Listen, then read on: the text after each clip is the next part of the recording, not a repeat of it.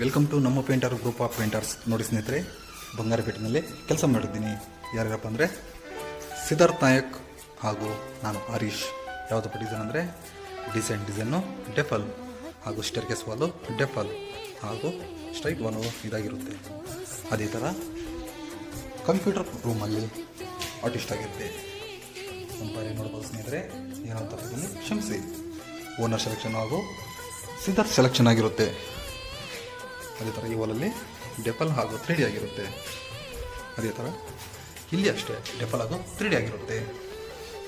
ಹಾಗೂ ರೂಮಲ್ಲಿ ಈ ಡಿಸೈನ್ ಆಗಿರುತ್ತೆ ಸ್ನೇಹಿತರೆ.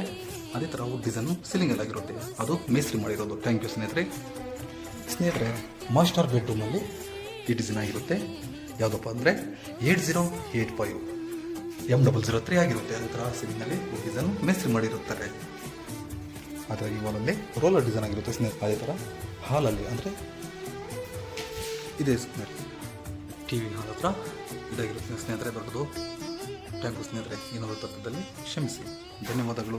ಶುಭ ದಿನ.